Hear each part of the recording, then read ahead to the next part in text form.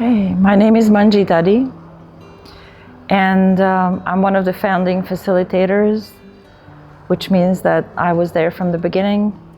I'm a circle leader, and I'm a mentor. I'm also the organizer of the Hungarian CI.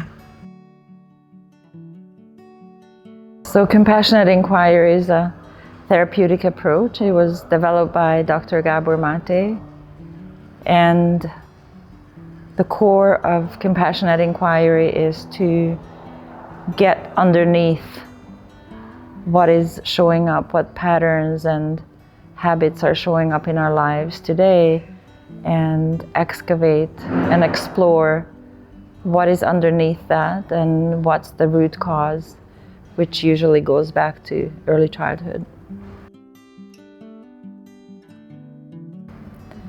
And it's a body-focused approach, not so much a talk therapy, even though we talk, but the focus is really on what's happening in the body, what emotions and what sensations are present in this moment when somebody is talking about the trigger during an excavation or exploration. Yeah. Compassion for me is to see everybody, myself included, as a whole being, and see that whole essence when I interact with anybody, and that includes animals and nature. See that whole essence and not what the so-called problems are, to see everybody in their wholeness instead of brokenness, or see them as problems or see them for their problems. And so it can be, I know the word means suffering with, but also seeing the wholeness. Yeah. What brought me to CI? Well, Dharam.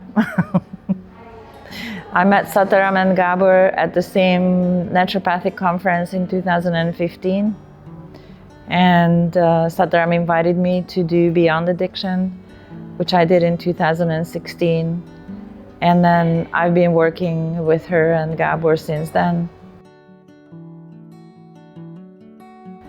And when we were preparing for the Compassionate Inquiry course, I could tell that this is really something powerful. And I just kept going from one workshop to another.